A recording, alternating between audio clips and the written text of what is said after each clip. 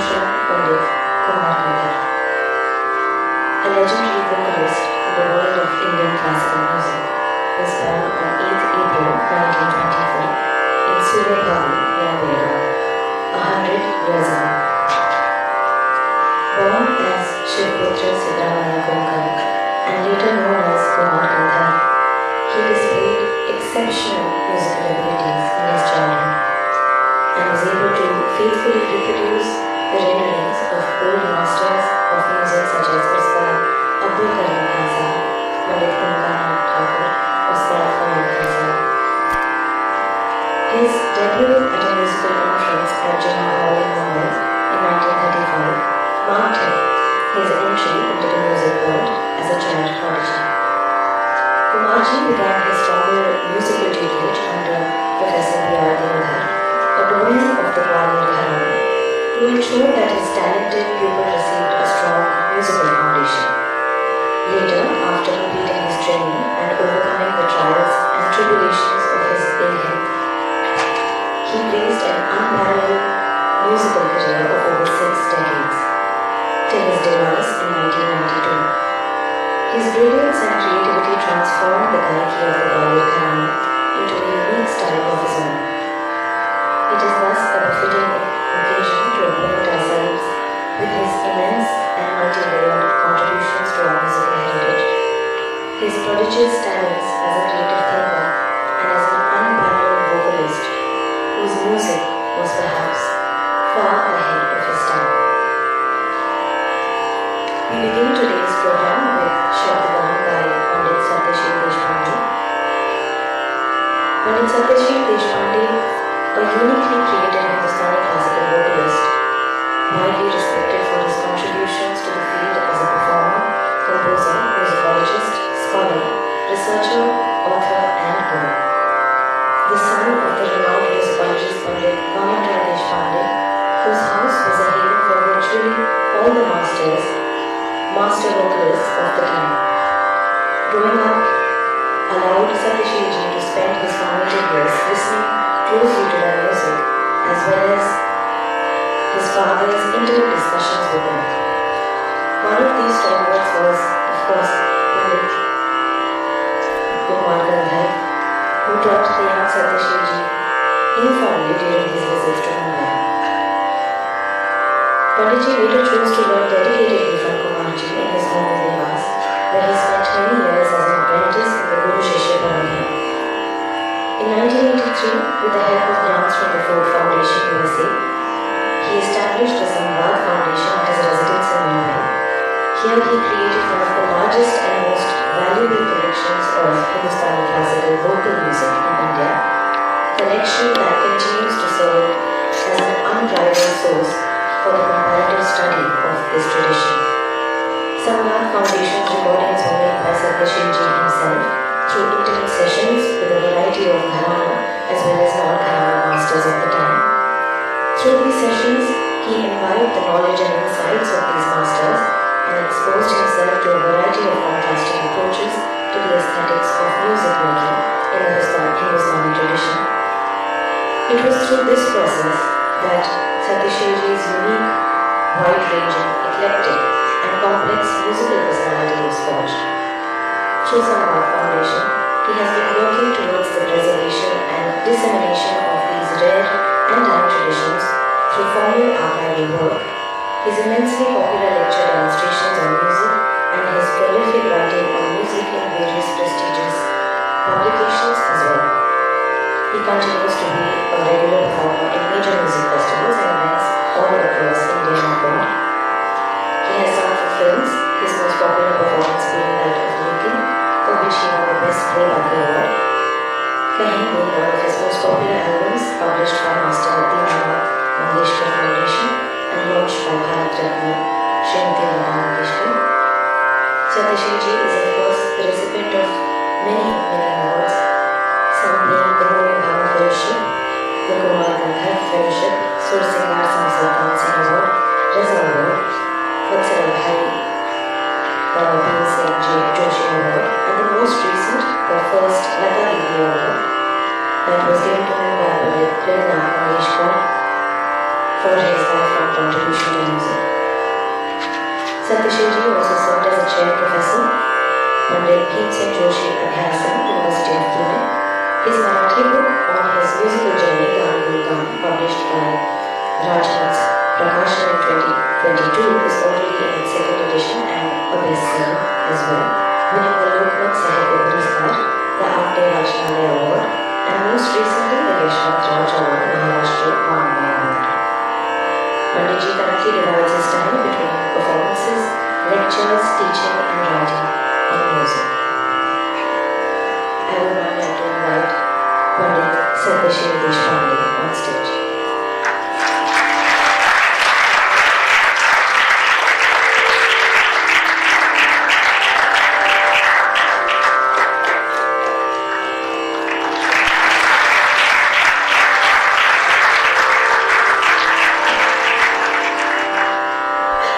Today Panditji is accompanied by Shri Kharak Singh Abadala, vocal support and Rampura by Shri Kushan Sharma.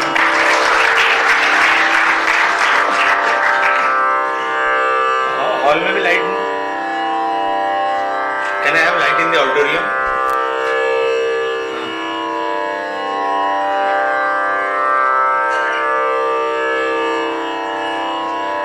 because it's difficult to enlighten the audience many a times.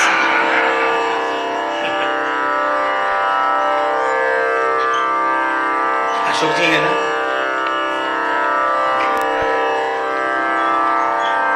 नमस्कार. अवधि बहुत कम है मुझे, total कुल मिलाकर 50 minute. तो कुछ विचार मैं कुमार जी के संगीत विचारों, कुछ विचार शलाकाएं और उससे सुसंगत ऐसा फिर मैं गायन करूंगा. जिन्हें कालजयी संबोधित किया गया है उन पद्म विभूषण कुमार जी का संगीत विचार अभी भी काल्यबाह्य नहीं हुआ है, कालबाह्य नहीं हुआ है. इस विचार की पूरी समग्रता को स्पर्श करने के लिए जरूरी लंबी अवधि यहां नहीं है, न मेरा वो इरादा है. उसलिए तो कई सप्ताह चाहिए, कम से कम एक चाहिए. उनकी कुछ विचार शलाकाएं मैं आपके सम्मुख रखना चाहूंगा. कुमार जी का संगीत विचार सामाजिक सामूहिक स्वीकृति की मांग नहीं करता. जैसे भारत छोड़ो गांधी जी ने कहा तो पूरे सब देश एकजुट किया. ये बहुत महीन आत्मकेंद्रीय विचार है कुमार जी का. कुमार जी का संगीत विचार सामाजिक सामूहिक स्वीकृति की मांग नहीं करता. एपिडेमिक की तरह फैलने का उसका न धर्म है न स्वभाव. कुमार जी का संगीत विचार एक ऐसी कसौटी है कि जिस पर हर कोई गायक अपने भीतर की सच्चाई एवं कलाकारी परख सकता है. कुमार जी का संगीत विचार आत्मचिंतन को प्रवृत्त करता है. क्या गायन स्वांत सुखाय होना चाहिए? एक ही तरीके का गायन जिसकी आदत बनते जा रही हो, उससे जल्द ही उगता जाने के लिए आवश्यक मानसिक आरोग्य क्या अपने पास है? कुछ लोगों को सालों सालों वही रिकॉर्ड सुनते रहते हैं. मेरे कई ऐसे मित्र हैं जो सो जा राजकुमारी साइकिल का रोज सवेरे उठ के सुनते हैं. तो there is some psychiatrist is necessary. तो अगर हम एक ही तरीके के गायन के आदी हो रहे हैं स्वयं के, तो उससे जल्द ही उगता जाने के लिए आवश्यक मानसिक आरोग्य क्या हमारे पास है, अपने पास है? और अगर ऐसा आरोग्य है तो उस गायन में बदलाव लाने के लिए आवश्यक कलात्मक ऊर्जा का संवर्धन क्या अपने से हो रहा है? अपने साथ स्वयं बहस करने की स्थिति का क्या गायक अनुभव करता है?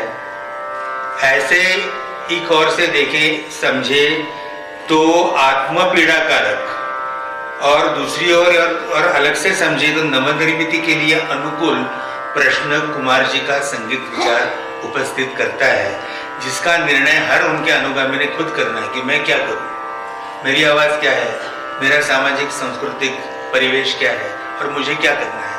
पर ये आत्मनिर्णय के लिए कुमार जी का संगीत विचार प्रवृत्त करता है, ये उसकी एक महानता है.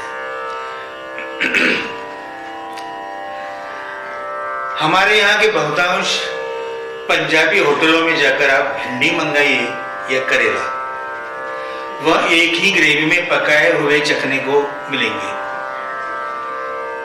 वही स्वाद, वही रुचि। उसी तरह अधिकतर गायक कोई भी राग हो उसे अष्टांग की ग्रेवी में डालकर उस राग के स्वाभाविक स्वाद को नष्ट कर देते हैं। फिर वह चैतन्यमय देशकार हो, आक्रामक अड़ाना हो, बतियाने में संकोच करने वाला मुल्तानी हो, मुखर यमन कल्याण हो या उखड़े हुए तबियत का मारवा हो, ऐसे अष्टांग के ग्रेवी में डालकर वो एक रोबोट की तरह स्वादहीन, रुचिहीन और अपना अस्तित्व खो बैठते हैं। हमारे जिनको जानकारी न हो, यहाँ पर तो विद्यालय का ऑडियंस है, हमारे यहाँ अष्टांग यानी राग के विस्तार के अलाप, बोलाप, बोलतान, तान और इनके उप प्रकारों को लेकर बने हुए 8 अंग राग विस्तार करते हुए अधिकांश गायक इन्हें उपयोग में लाते हैं। इन सब अंगों को सुनिश्चित क्रम से उपयोग में लाते हैं। ये एक विष्णु दिगंबर जी का महान योगदान है कि जिस घर में संगीत के संस्कार नहीं है उनको राग और उसकी बढ़त के तरीके कैसे सिखाएं। तो ये परिचय है, उसमें कलाकार फंसा नहीं रहना चाहिए। अक्सर बहुतांश गायक ये सब अंगों का सुनिश्चित क्रम अपने गायन में लाते हैं। राग जैसे मैंने बताया, कोई भी हो, देशकार हो, अडाना हो या यमन हो या मारवा हो या शर्मिला, जयजयवंती हो, जो भी कुछ हो, वो एक जैसे ही फॉर्मेट में डाल देते हैं। मैंने ग्रेवी का तो उदाहरण दिया ही है। अच्छा, एक राग के बाद दूसरा राग शुरू करेंगे तो फिर से कुछ करेंगे, फिर सब कुछ करेंगे। कुमार जी ने ऐसा नहीं किया। एक ही राग में उसी राग की विभिन्न सौंदर्य छटाएं, प्रोफाइल्स दर्शाने वाली बंदिशें उनके खजाने में थी, उनकी स्वयं रचित और पुरानी भी।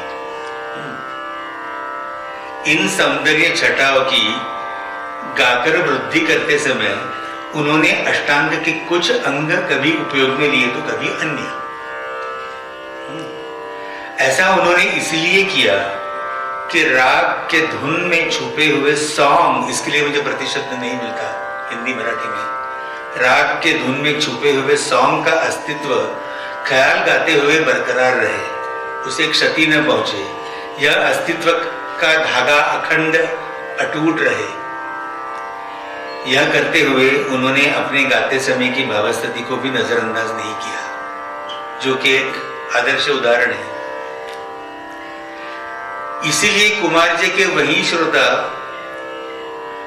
उनसे वही राग सुनने के लिए सालों जाते थे, बदले हुए केवल कुमार जी होते थे। किसी राग में उन्होंने केवल मध्यलय गाई और उसमें स्थित धुन खेल उठे, इसलिए केवल मध्यलय को ही जचे ऐसी शब्द क्रीड़ा की। हाँ, शब्द क्रीड़ा में सोच समझ के कह रहा हूं। लय क्रीड़ा तंत्रकारों के लिए ठीक है, गायक के लिए तो वो शब्द क्रीड़ा है।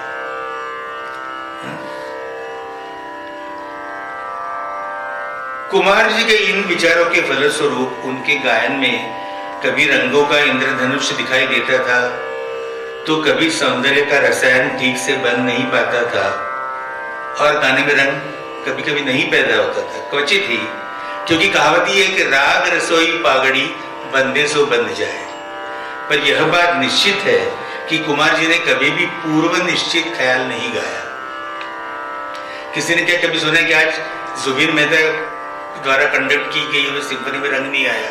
Because it's pre compose, pre thought, it is not inferior because it is pre compose. पर तात्काल स्फूर्तता की बात उसमें नहीं है, वो एग्जीक्यूट करते हैं वहां पर। कुमार जी ने ऐसे नहीं किया, उन्होंने पूर्व निश्चित ख्याल नहीं गाया।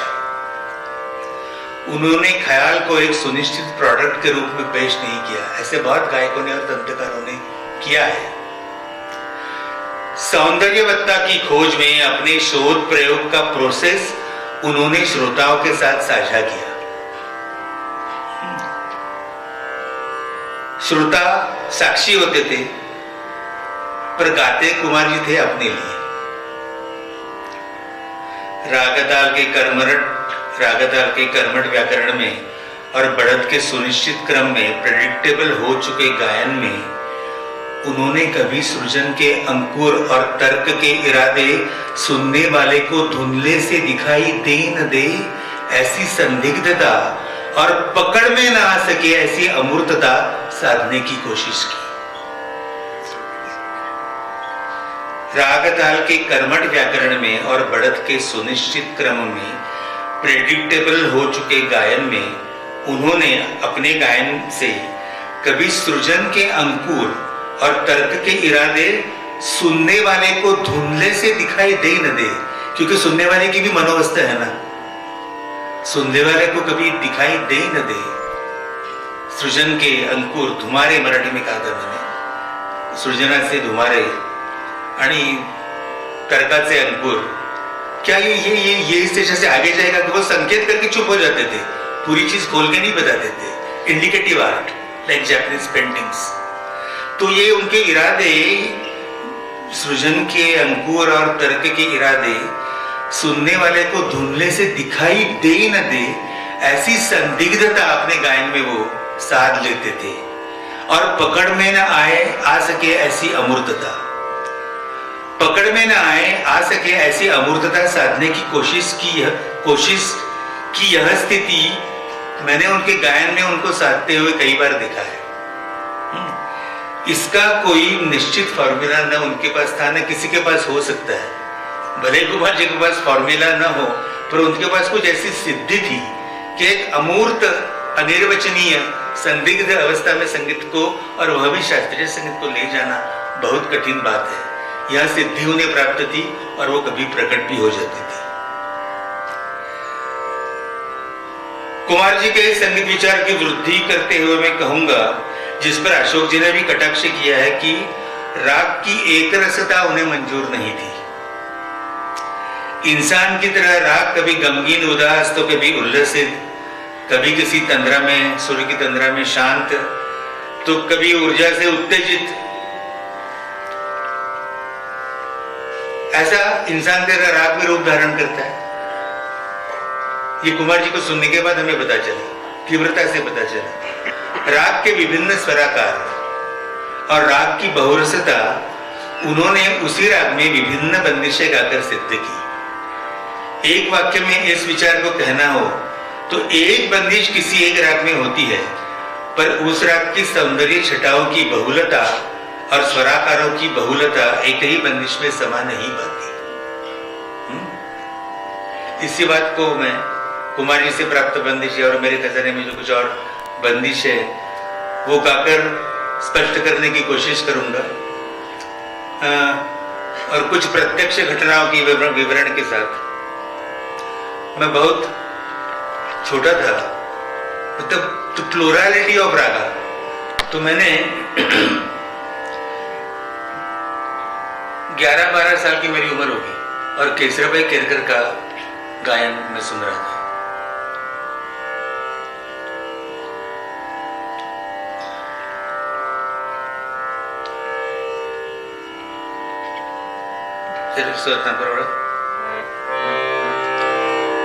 अपने विलक्षण प्रभुत्व के साथ केसरबाई राग गौरी गा रही थी, शाम का वक्त था। ठीक है, एक मिनट इसको रहने दो। ठीक है, उम्र ठीक है ना?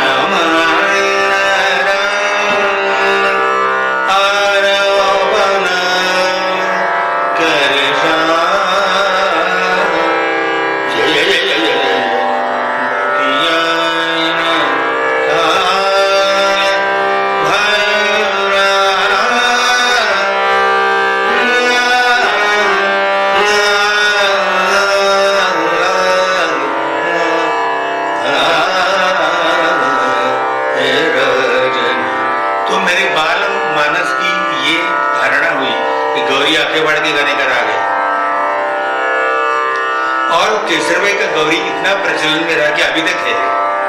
सभी लोग उसी अंग से गौरी गाते हैं। गौरी में दूसरी बंदिश मैंने तो सुनी नहीं। बहुत सालों के बाद मैंने कुमार जी से गौरी की बात की तो राजन है कि सुंदरता तो उन्होंने बताई, पर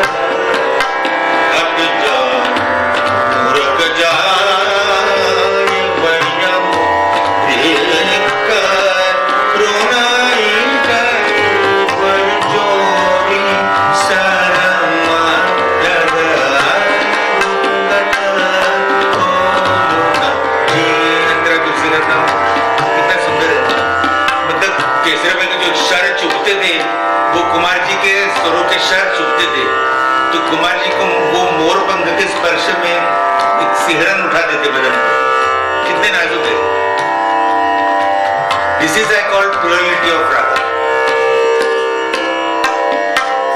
अरे चढ़ा है।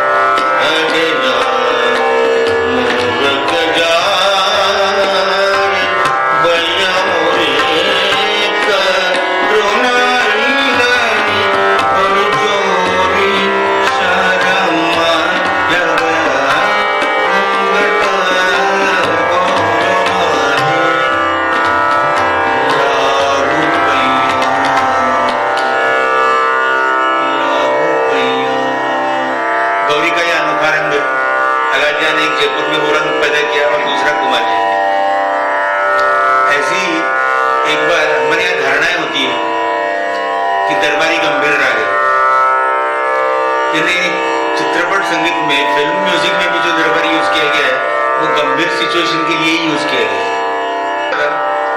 और अन्य गवैयों का भी असर मेरे पर था। तो मैं उधर ऊपर हमारे रियाज स्टूडेंट क्वार्टर्स में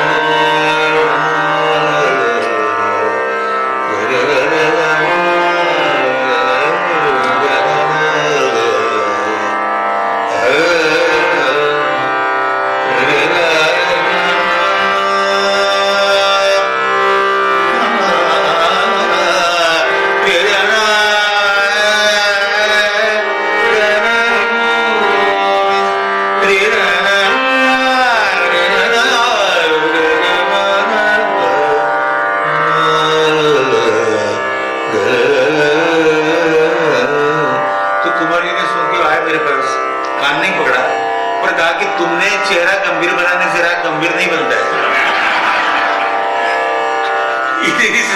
इस राग में, और इसलिए केवल कुमार जी का, अक्सर देखिए कुमार जी का ये कहना था,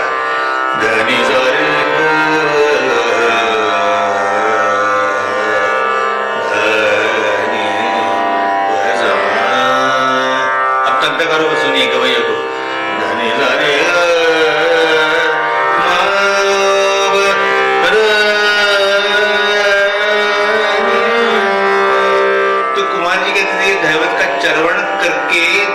अजगर बन गया है पाइथन।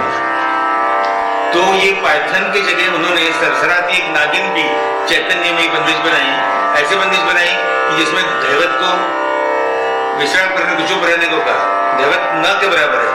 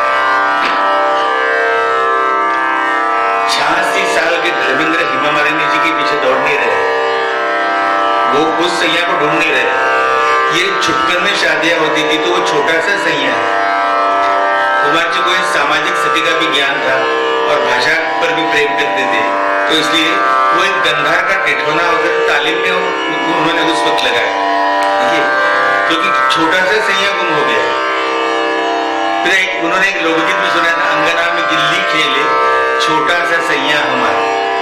उस पर श्री रामचंद्र ने गाना बनाया हुआ है, देखो जी बाहर आई बागों में खिली है कली, आना है तो आ जाओ सुनी है मेरी गली। पर ओरिजिनल सॉन्ग है अंगना में गिल्ली खिली। तो हमारे पिताजी को कुमार जी समझाते हैं,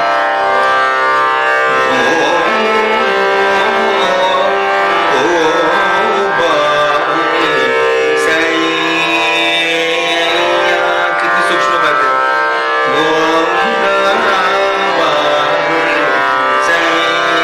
मतलब ऐसे लगता है कि राग भ्रष्ट हो जाएगा, काला डब्बा लग जाएगा, पर वो डब्बा बिठाने में परिवर्तित होता है और सुंदरता बढ़ाता है। यही तो तिरोभाव की सीमा रेखा है। आजकल तिरोभाव ऑल इंडिया रेडियो पे बताएंगे तो फेल किया जाएगा।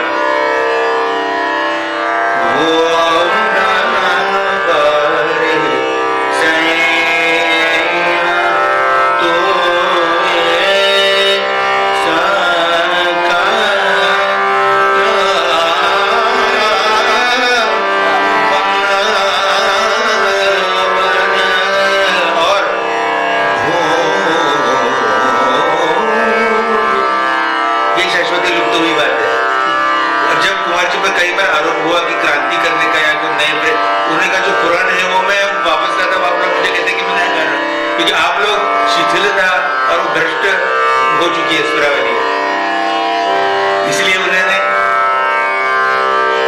एक बार मैंने उनको तो फिर मैंने उसका फायदा लेके अजहुना है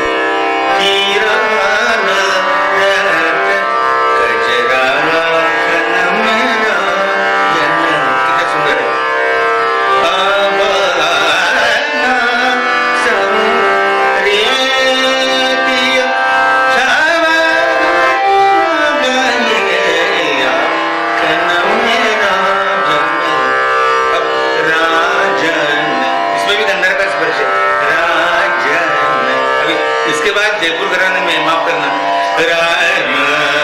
इतना डिसजॉइंटेड लगने लगा मुझे कि मैं वो गाना छोड़ दिया। तो ये रही कुमार जी की प्यूरिटी और पैरा की बात।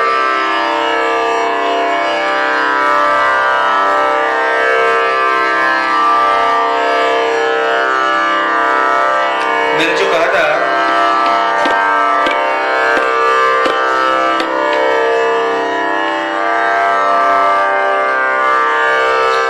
पंचम चढ़ता है,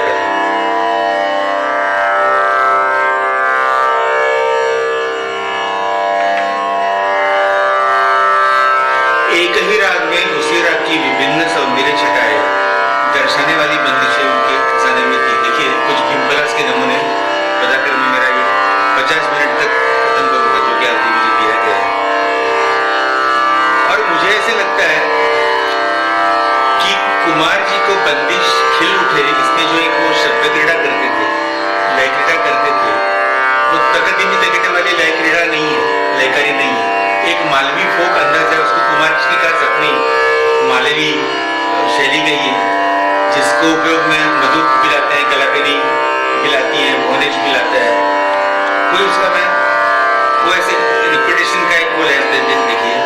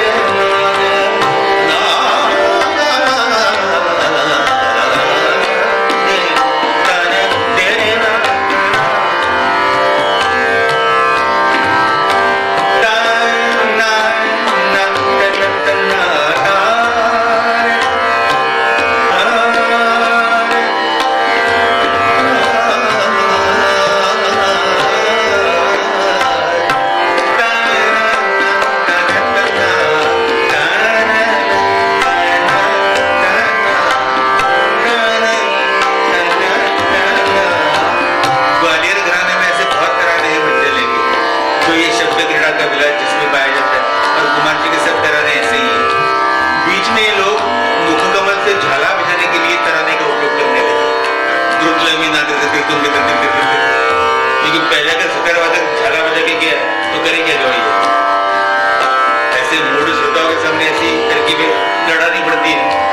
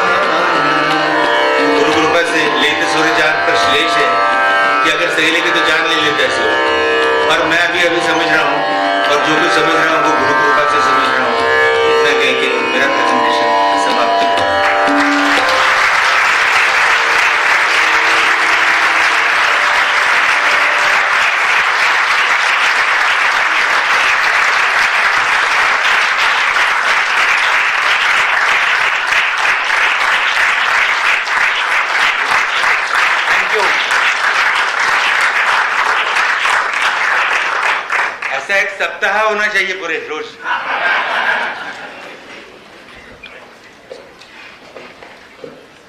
पंडित जी के शब्दगान के बाद कुछ भी मेरा कह पाना तो बहुत मुश्किल है। And so I would like to invite Shri Ashok Vajpayee ji on stage to please come and take the program forward.